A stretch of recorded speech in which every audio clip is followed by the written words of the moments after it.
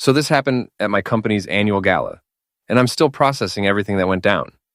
The whole situation spiraled into something I never could have predicted, and I need to get this off my chest because it's been eating at me for months now. My wife Natasha and I had been together for over a decade. I'm Elliot, 38 years old, and I work as a financial sector manager at a big corporation in the city. Natasha was this incredible woman who painted in her free time and devoted herself completely to our two kids, 8-year-old Jasper and 5-year-old Ivy. From the outside, we looked absolutely perfect.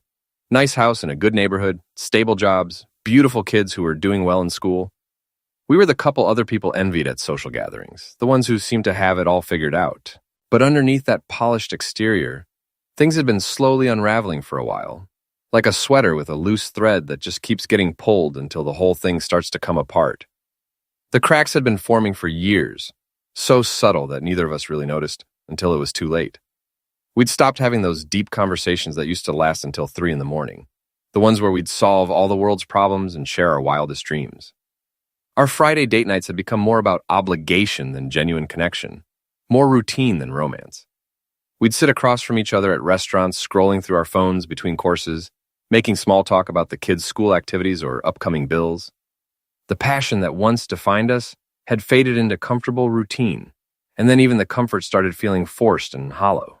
We met at an art exhibition years ago, when she was still in school studying fine arts and dreaming of opening her own gallery someday. I was there looking for something to hang in my new place after getting my first big promotion, feeling proud of myself and ready to celebrate. I ended up falling for both her artwork and her.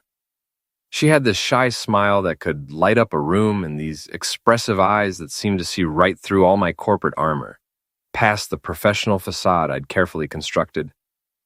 I was hooked from the moment she explained the inspiration behind one of her abstract pieces, this swirling canvas of blues and golds that somehow captured both chaos and serenity. Those early years were absolutely magical, the kind of romance you see in movies. We'd stay up late talking about everything and nothing, debating philosophy and sharing our deepest fears and wildest dreams. Even our tiny apartment, with its leaky faucet and paper-thin walls, felt like paradise because we were building something together, creating our own little world. When the kids came along, life shifted dramatically in ways we weren't fully prepared for. Natasha threw herself completely into motherhood, reading every parenting book she could find and joining mom groups to make sure she was doing everything right. Meanwhile, I buried myself in work to keep us financially stable, taking on extra projects and working late nights to climb the corporate ladder and secure our family's future. I told myself I was doing it for them, for our family's future and the life we wanted to build.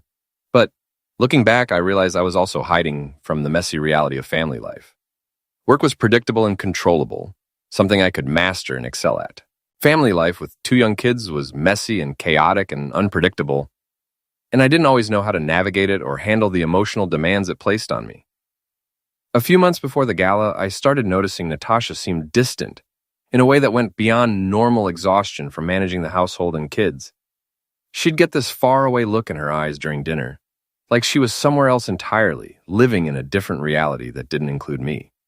She'd started dressing differently too, putting more effort into her appearance, even for mundane errands like grocery shopping or picking up the kids from school. Her phone became this constant companion that she'd quickly flip over whenever I walked into the room, and she'd started password protecting it when she never had before. At the time, I convinced myself I was being paranoid, that the stress of work was making me see problems that didn't exist, that I was imagining things because I was tired and overworked. I tried bringing it up one Friday night after we'd finished a bottle of wine, the wine giving me just enough courage to broach the subject I'd been avoiding. I asked if she felt like we needed to reconnect somehow, maybe take a weekend trip without the kids, or try couples therapy to work through whatever was happening between us. She just smiled this sad little smile that didn't reach her eyes and said the routine was normal for couples our age, that all marriages went through phases like this and we just needed to ride it out. I wanted to push harder, to really dig into what was happening and force us to confront the growing distance. But I was also terrified of what I might find if I looked too closely. So I dropped it, figuring she was probably right and I was overreacting. Big mistake. Huge, catastrophic mistake that I'd regret for the rest of my life. The company dinner was supposed to be a nice break from our monotonous routine, a chance to dress up and pretend we were still that young couple who'd fallen in love at an art show all those years ago. The event was held at an upscale hotel downtown, with crystal chandeliers hanging from the ceiling and waitstaff in crisp white uniforms gliding between tables. Natasha spent hours getting ready that afternoon, trying on 3 different dresses before settling on the black one she'd been saving for a special occasion. It hugged her curves perfectly, and when she came downstairs with her hair swept up in an elegant twist, I felt a flicker of that old attraction, a reminder of why I'd fallen for her in the first place. For a brief moment, I thought maybe this night would be good for us, a reminder of why we'd chosen each other and what we were fighting to preserve. When we arrived at the venue, everything seemed fine at first. The place was decked out with white roses and gold accents everywhere, and everyone was in high spirits, celebrating another successful year. I got caught up talking shop with colleagues about upcoming projects, discussing budget allocations and timeline concerns with the CFO and a few other managers. At some point during the evening, Natasha wandered off to the bar area. I was deep in conversation about next year's projections and didn't think much of it at the time, figuring she was just getting another drink or striking up a conversation with someone else's spouse. That's when everything fell apart in the most spectacular and devastating way possible. When I finally wrapped up my conversation and went looking for her, someone mentioned they'd seen her head to the garden area for some air. I walked outside into the cool night air, and that's when I saw it. That's when my entire world shattered into a million irreparable pieces that I knew I'd never be able to put back together. This guy from marketing, Brett Hawthorne, someone I'd mentioned casually at home a few times when talking about work politics and office dynamics, was standing way too close to my wife. His hand was on her arm, his body language screaming something unmistakably personal in a way that made my stomach drop and my blood run cold. And then, as I stood there, frozen in complete disbelief, he leaned in and kissed her. And she didn't pull away. She didn't slap him or step back or do any of the things a faithful wife should do. She just stood there and let it happen, her hands coming up to rest on his chest in a gesture that spoke of familiarity, of this not being the first time they'd been in this position. I felt like someone had reached into my chest and ripped out my heart with their bare hands, leaving nothing but a gaping hole where it used to be. The rage that flooded through me was unlike anything I'd ever experienced in my entire life, hot and consuming and absolutely blinding. My vision literally went red around the edges. I marched over there, my footsteps loud on the stone pathway, and grabbed Natasha's arm hard enough to snap her out of whatever trance she was in. The words that came out of my mouth were brutal and venomous, designed to hurt as much as I was hurting in that moment. I told her we were done, that our marriage was over, effective immediately, that she'd never see our kids again if I had anything to say about it. I called her a traitor and a liar, every ugly name I could think of right there in front of everyone who'd wandered outside to see what the commotion was about. The guy, Brett, stumbled backward, looking shocked and pale, trying to distance himself from the situation he'd helped create. Natasha just stood there with tears streaming down her face, mascara running in black rivulets down her cheeks, trying to stammer out some kind of explanation that I absolutely did not want to hear. I didn't give her the chance to finish whatever pathetic excuse she was formulating. I turned and left, my hands shaking with adrenaline and fury, leaving behind confusion and embarrassment in a scene that would become office gossip for months. I could feel eyes on me as I walked through the ballroom, conversations stopping mid-sentence as people registered the expression on my face. Let them talk. Let them all know what kind of woman my wife really was. I drove around aimlessly for hours that night, my mind racing through every moment of our relationship, trying desperately to pinpoint where it all went wrong. I replayed conversations in my head, analyzed interactions, searched for signs I'd missed along the way. Had she been unhappy for years? Had I been so blind, so wrapped up in my own world of spreadsheets and quarterly reports that I'd completely failed to see my wife slipping away from me? The questions spiraled endlessly, each one more painful than the last, each one cutting deeper into my already wounded heart. At some point, I found myself parked outside the playground where I used to take Jasper and Ivy on Saturday mornings, and I just sat there in the dark, crying like I hadn't cried since I was a kid, letting all the pain and betrayal pour out of me. When I finally went home around 2 a.m, Natasha was sitting in the living room with a cold cup of tea clutched in her trembling hands, looking absolutely destroyed. Her makeup was smeared across her face, her carefully styled hair had come loose, and was hanging in messy strands, and her eyes were so swollen from crying that she could barely open them. She tried to explain herself the moment I walked through the door, words tumbling out in a desperate rush, like if she could just say the right thing, she could somehow fix this unfixable situation. She said she was confused and lost, that it wasn't premeditated, that she never meant for any of this to happen. She kept saying sorry over and over like a broken record, stuck on the same painful note. I wasn't having it. I asked her point blank who this guy was and how long it had been going on, my voice cold and detached. That's when she admitted they'd been talking for months. While I was working 60-hour weeks, attending every one of Jasper's soccer games and Ivy's dance recitals, trying to be a good husband and father, she was carrying on with some marketing executive who probably fed her lines about how special she was. But here's where things got twisted. I did some digging over the next couple days and found out Brett was married with 3 kids. His wife Penelope worked at the same company and had been at the gala. She'd seen everything. A couple days later, I got a text from an unknown number asking if we could meet. It was Penelope. I was hesitant, but agreed to meet her at a 24-hour diner. When she walked in, I recognized her immediately. She looked exhausted, like she'd aged 10 years in days. Penelope slid into the booth and thanked me for coming. Then she dropped a bomb.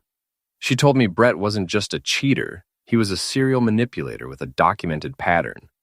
He had a history of targeting vulnerable women, using his position to seduce them, then moving on once bored, leaving destruction behind. There were complaints going back years, whispered rumors everyone knew but nobody addressed. Women who'd tried to report him had been silenced through intimidation or subtle pressure. He'd use his connections to make their lives difficult, questioning their work performance, spreading rumors. She'd tried leaving him multiple times, but he'd used emotional manipulation and financial blackmail to keep her trapped. I sat there stunned as she explained. This wasn't just about my wife making a mistake. This was about a manipulator who'd systematically targeted Natasha, identified her vulnerabilities, and exploited them. It didn't excuse what Natasha had done, but it provided disturbing context. Penelope leaned forward, eyes intense despite her obvious pain. She said she wanted justice, not just for us, but for everyone Brett had hurt. She had evidence, years of documentation she'd been quietly collecting. She wanted my help exposing him. She knew if she tried alone, Brett would discredit her, paint her as a scorned wife. But together, if we could get other women to come forward, we might actually stop him. I didn't know what to say. Part of me just wanted to focus on my shattered marriage. But another part couldn't stand the thought of this guy getting away with it. So I agreed. We sat in that diner until sunrise, drinking terrible coffee and planning our moves. Penelope had been meticulous, keeping copies of everything in a safety deposit box Brett didn't know about. Financial records, text messages, emails, even recordings where Brett admitted to his manipulations. When I got home that morning, still wearing yesterday's clothes, I found Natasha in the kitchen making breakfast for the kids. She looked up, her face a mixture of hope and fear. I told her about my meeting with Penelope, watching her face go pale. I laid out everything about Brett's history, his pattern of manipulation, the other women he'd hurt. I explained she was just another conquest in a long line of broken relationships. Natasha looked genuinely shocked, her hand covering her mouth as reality sank in. She kept saying he'd seemed so sincere, so genuinely interested in her. He'd told her she was special, that he'd never felt this way before. All the classic manipulator lines. I felt twisted satisfaction watching her realize she'd been played, that the affair she'd risked everything for was built on lies. But it didn't make the pain less real. If anything, it made it worse, adding layers of humiliation to the devastating betrayal. Over the next few weeks, Penelope and I worked together intensely. We'd meet at coffee shops and libraries, going through her evidence piece by piece. She had financial records showing Brett had misused company funds to wine and dine his conquests, charging expensive dinners and hotel rooms to corporate accounts, then falsifying expense reports. She had messages proving his pattern, showing how he'd use almost identical language with different women, like following a manipulator's playbook. Most importantly, she had testimonies from other women he'd targeted, women too scared to come forward before, but willing to speak up now. There was a junior analyst promised a promotion if she went along with his advances, then passed over when she refused. An administrative assistant transferred to a different department after rejecting him, derailing her career. Even a former executive who'd left the company entirely after Brett spread rumors when she threatened to report him. We contacted lawyers specializing in workplace maltreatment, making sure everything was airtight.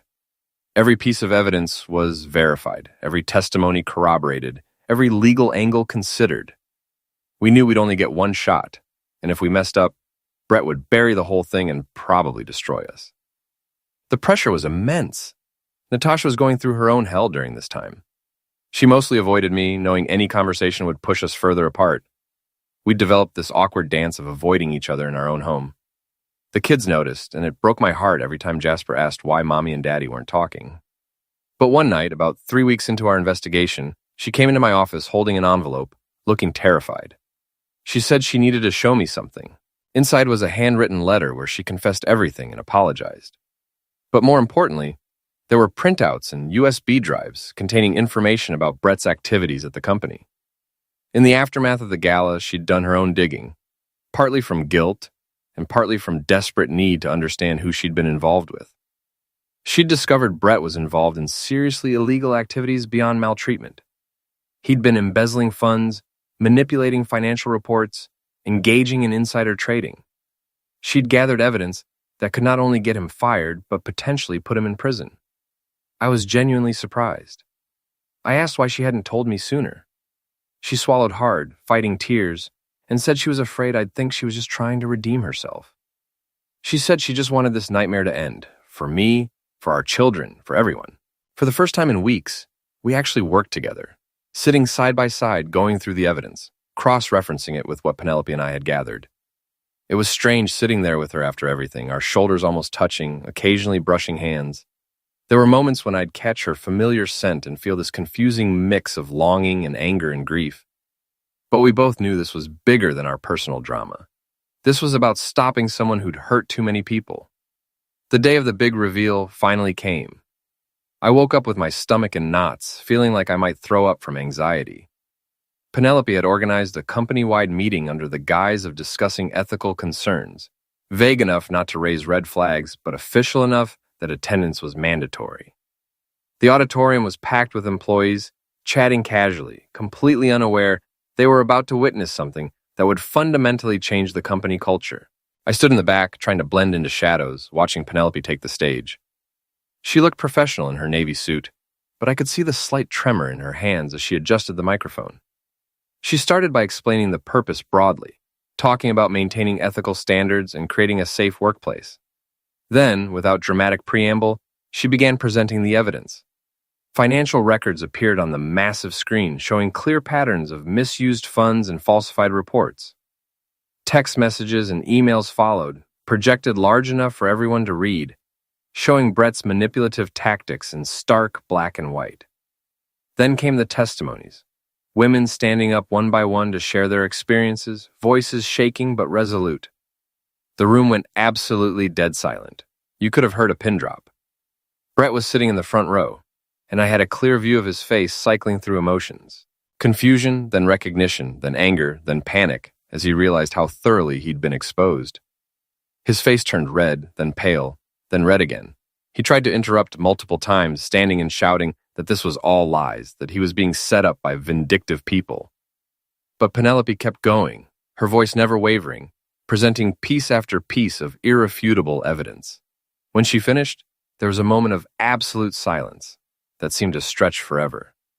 Then I stood up from the back, my heart pounding so hard I thought everyone could hear it, and walked down the center aisle. I added my own statement, looking directly at Brett, saying I wouldn't let this continue, that too many people had been hurt, and it was time for accountability. My voice was surprisingly steady given how I was shaking inside. The impact was immediate. People started talking all at once, some expressing shock, others nodding like pieces were finally clicking into place. The company launched a formal investigation that same day, moving with speed that suggested they'd been looking for an excuse to act on rumors they'd heard for years. Brett was escorted out by security within hours, his belongings hastily packed into a cardboard box. Colleagues who'd been too scared to speak up before started coming forward with their own stories. It was like a dam had broken. His career was over, completely and irrevocably destroyed. Within a week, he'd been fired for cause. No severance, no references, nothing. His professional reputation was in tatters, and word spread quickly through industry networks. Penelope filed for divorce the very next day, walking into a lawyer's office with years of documentation about his misuse. She finally seemed free, and there was a lightness to her I hadn't seen before. As for me, I didn't feel the immediate relief I'd expected. Sure, justice had been served, but it didn't change that my marriage was over. I'd lost the woman I thought I'd spend my life with, and that emptiness was overwhelming.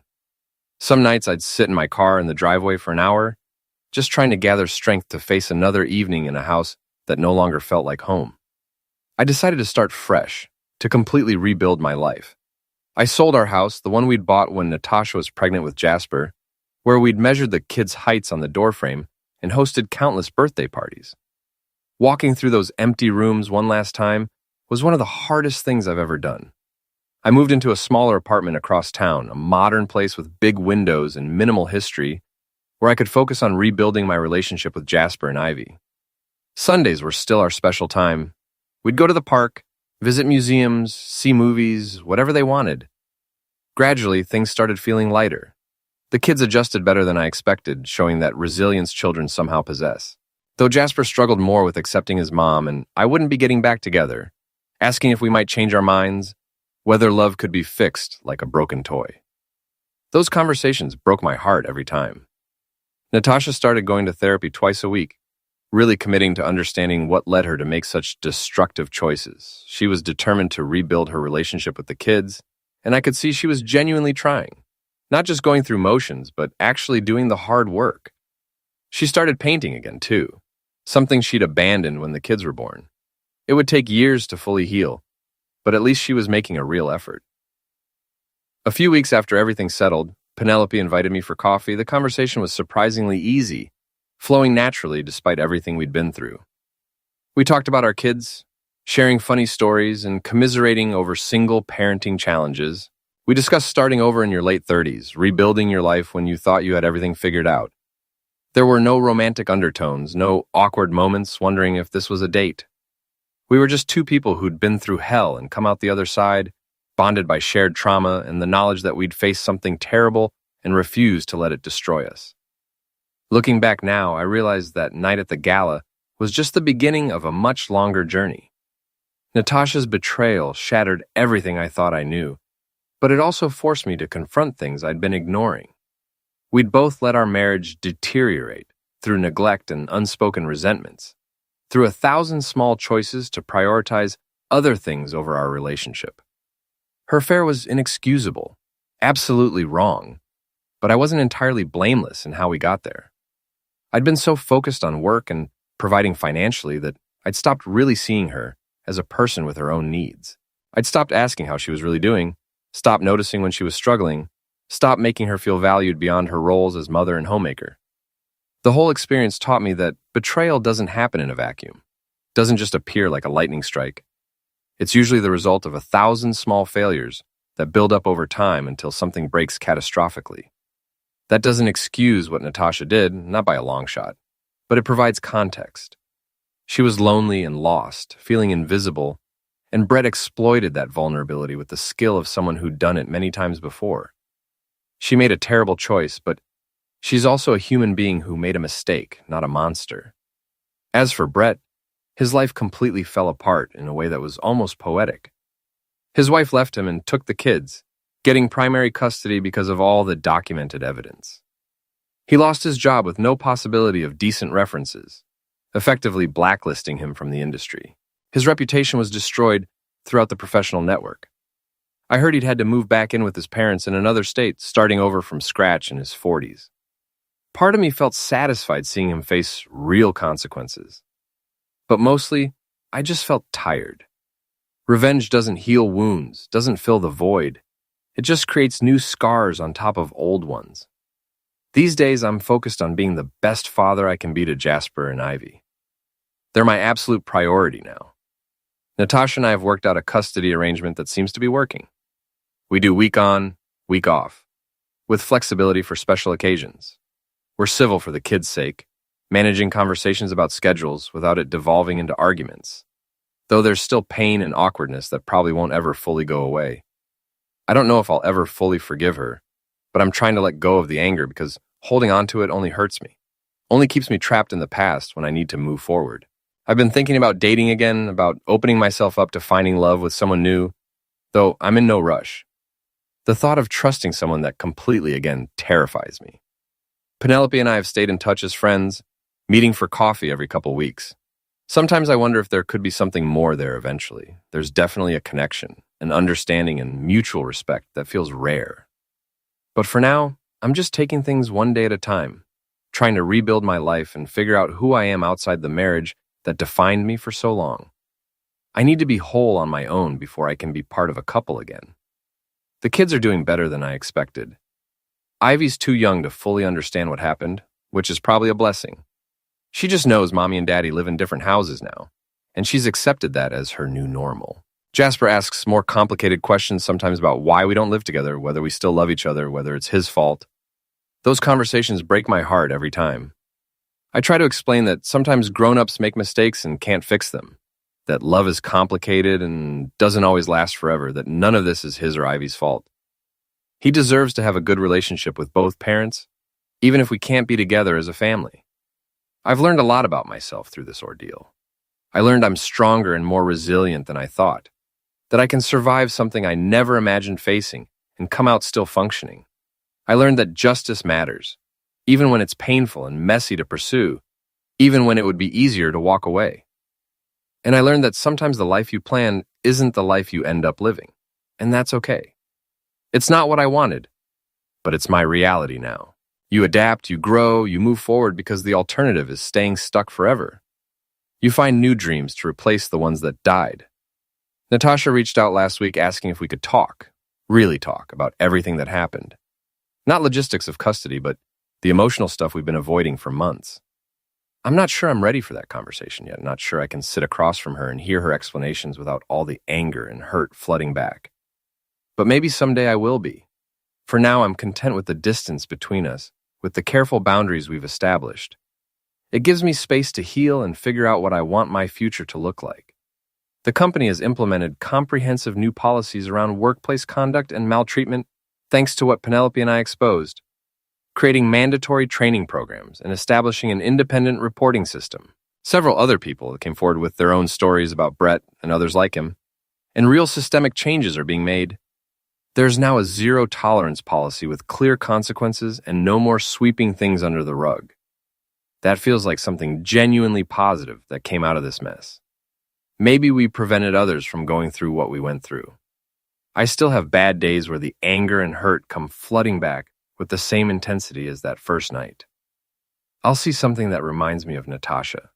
Maybe a woman wearing the same perfume, or a couple laughing together in a way we used to. Or I'll think about that night at the gala and see that kiss playing out in my mind like a movie I can't turn off. The betrayal feels fresh and raw all over again, and I have to remind myself to breathe through it, to let the feelings pass without drowning in them. But those days are becoming less frequent, the gaps between them getting longer. Time really does help, even if it doesn't completely heal. The wound is still there, but it's scabbing over, becoming something I can live with rather than something actively bleeding.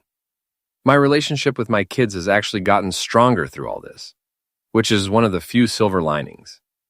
We spend quality time together now in a way we didn't before, when I was always distracted by work or marital problems. I'm more present, more engaged, more intentional about making memories. I make sure they know they're loved unconditionally and that none of this was their fault, that sometimes adults make mistakes that have nothing to do with their children. They're resilient little humans, and watching them adjust and even thrive has given me hope. If they can bounce back, maybe I can too.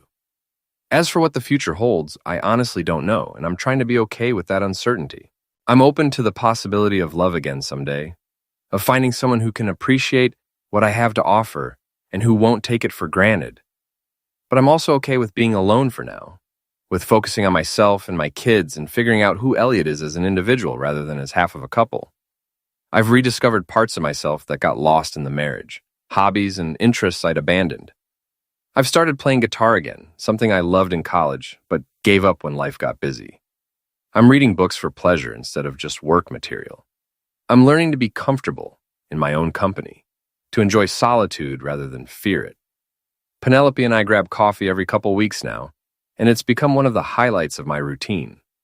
She's doing remarkably well, really thriving in ways that seem almost miraculous given where she was months ago. She got a major promotion at work, finally being recognized for talents that were overlooked when she was dealing with Brett's chaos.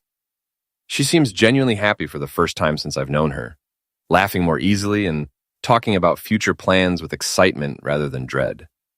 We joke sometimes about how we met under literally the worst possible circumstances, but ended up becoming good friends. Life's funny that way, taking something terrible and somehow creating something positive from the wreckage. I don't regret exposing Brett, even though it was painful and messy and consumed months of my life when I could have been focusing on healing. Some people at work think I should have handled my personal business privately, that I made things unnecessarily dramatic. But I completely disagree. He was hurting people systematically and would have continued if someone hadn't stopped him. Sometimes doing the right thing means making yourself uncomfortable, means putting yourself out there even when it would be easier to stay silent. Sometimes justice requires sacrifice, and I'm okay with the sacrifices I made to achieve it. The divorce proceedings with Natasha are moving forward steadily, grinding through the legal system with all its paperwork and procedures. It's all very civil and businesslike, which feels surreal given how passionate our relationship once was. We're splitting assets fairly, working out custody details with our lawyers as intermediaries so we don't have to hash out every painful detail face to face. It's strange how something that once meant absolutely everything, a relationship that defined my entire adult life, can be reduced to legal documents and financial arrangements, to who gets which furniture and how we'll divide retirement accounts. The love we once shared at all those years of history, distilled down to a settlement agreement and a parenting plan. I think about forgiveness a lot these days, probably more than I should. Not for Natasha's sake, because I don't owe her that, but for mine. Carrying around all this anger and resentment is absolutely exhausting, like dragging a heavy weight everywhere. It colors everything, makes it hard to enjoy good moments because I'm always thinking about what I lost. I'm working on letting it go, on releasing the grip the past has on me, not because she deserves forgiveness or because what she did was okay, but because I deserve peace. That's a process, though, not a destination, and I'm not there yet. Some days I feel like I'm making progress, like I can think about her without that surge of anger. Other days it all comes rushing back and I'm right back where I started. But I'm trying, and I guess that's all anyone can do. Looking at where I am now compared to that night at the gala, I've come such a long way it almost doesn't feel real. I've survived something I genuinely thought would destroy me completely, something that felt unsurvivable in those first dark weeks. And I'm building a new life from the rubble of the old one, piece by piece, day by day. It's not the life I planned or wanted or dreamed about when Natasha and I got married. It's not the future I imagined when we brought Jasper and Ivy home from the hospital. But it's mine, and I'm making it work, finding moments of joy and peace amid the ongoing healing process. That's really all any of us can do when life throws us a curveball that completely derails our plans. We adapt, we adjust. We keep moving forward because the alternative is giving up, and I refuse to do that. The pain of betrayal doesn't disappear overnight, doesn't magically vanish just because you want it to, but it does eventually become something you can live with, something that doesn't consume your every waking moment. It transforms from an open wound that's constantly bleeding into a scar, still visible and still tender sometimes, but no longer actively destroying you. And maybe that's enough. Maybe that's all we can really ask for after something like this. Not complete healing, not forgetting, but learning to carry the weight without letting it crush us. Learning to build something new from what remains.